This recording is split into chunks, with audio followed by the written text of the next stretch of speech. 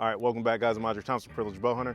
Hey, I'm gonna answer a question that I get all the time, and it is, how do I set up once I made my final move? I.e., I've already ascended the tree, I've already one sticked up there, I've made it 10 feet, 15 feet, 20, 25, 30, wherever your final move is. What is my setup process, step by step, to get my bag, my bow, and all my gear up in the tree? Well, I'm gonna show y'all. Let's go. Okay, so I'm already up here at hunting height. The first thing I'm gonna do is actually, I wouldn't even get all the way up to the height, or I wouldn't get all the way up to the second step of my one step. I'd stay down here at this lower step. Okay, I'm gonna hang out right here, and what I'm gonna pull out is my ring of steps. I got some material on here, some camel form material. I'll put a link to it in the description to get these things nice and quiet so they're not kind of jingling around. And then I'll also put a link to the steps that I use, because there's a couple different manufacturers out there. And I've been using these ring of sticks probably for a little bit over a year now. And keep in mind, a year isn't like one hunting season for me out here in Hawaii, because there is no off season. And I hope this mic isn't banging around on my gear over here. But there is no off season, so we can do this 365. Okay, so I have my ring of steps on here slightly above the top of my one stick, and basically with the ring of steps and this, I put my heels on the one stick and I put my toes out here, and it's basically like a platform, but it's very, very packable and it weighs next to nothing. I'll put a weight on the screen later. Okay, once I got my ring of steps where I like it, next thing I'm doing is grabbing anything that can get caught blowing in the wind. I've had deer bust me before, especially the axis deer. They get hunted 365 days a year, and at night, their version of DLNR over there goes on depredation hunts to keep the population numbers down. So these deer literally have PhDs in avoiding people. So any little thing, they're avoiding you, they're getting out of there. So I'm grabbing my strap, and I'm just finding a common sense place to kind of tuck it in. So I'll grab that one, tuck it in. I'll grab the tag end of my attachment rope for my one stick. Once again, I'm just trying to find a good way. It doesn't have to be perfect, doesn't have to be pretty. It just doesn't need to be blowing in the wind.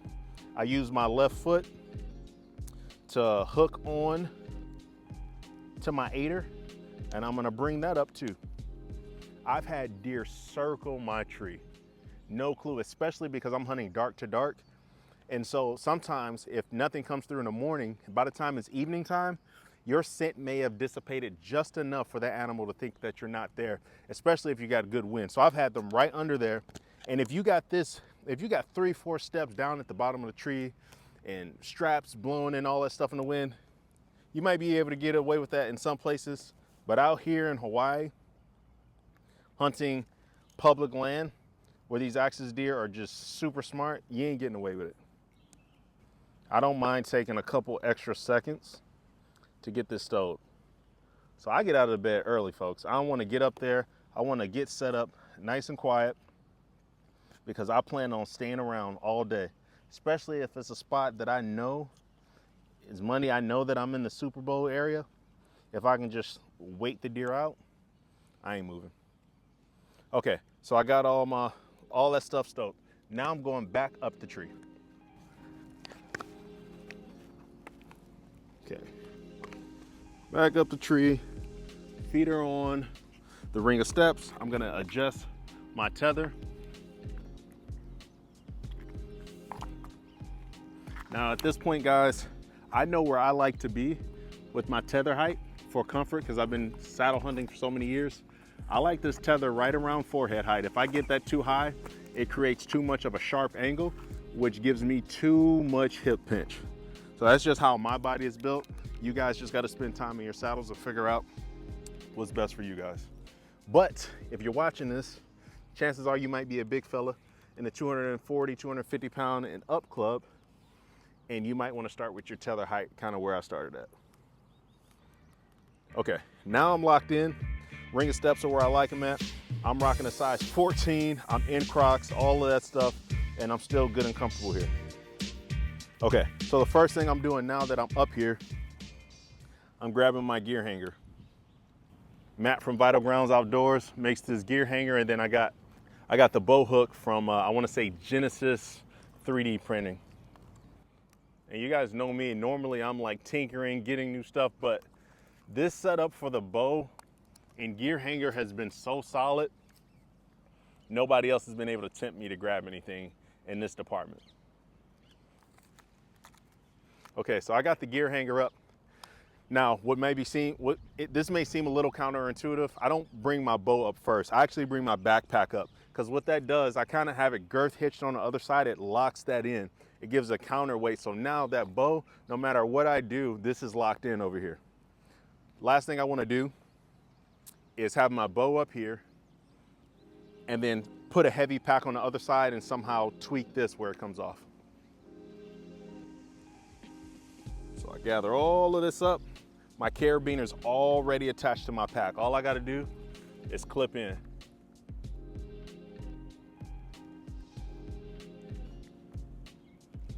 Done. And then in the meantime, I take all of this rope and I'm just gonna set it on top of my pack.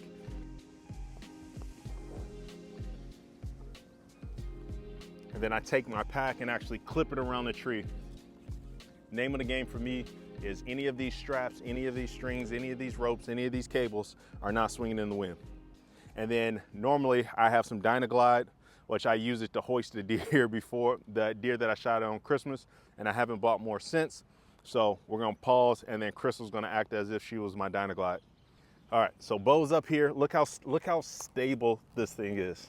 Like, obviously you can't do a pull-up off this because this is just 3D printed. It is plastic, but at this point, the next thing I'm doing, I'm knocking an arrow,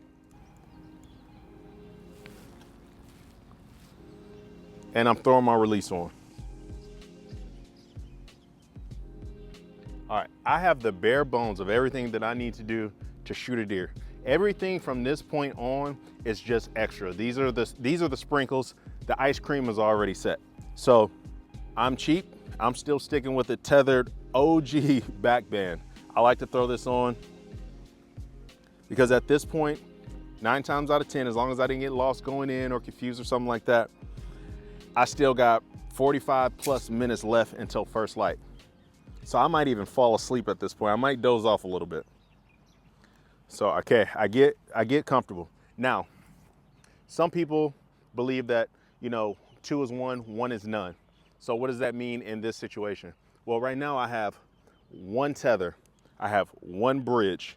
Some people don't feel comfortable with that. That's your prerogative. Leave below in the comments how you do it. What you can do, you can take your lineman's belt. If you want to add some, added safety, take your lineman's belt. Hopefully you got a daisy chain. Just pop it out. Go from your lineman's loop to your other lineman's loop. Bring it to the height that you want as another bridge. And then take your other tether, right? Because this is a long rappel rope. Some of you keep a tether. Take this, and I'm gonna set it on the tree up here. Now I have 2 tethers and 2 bridges.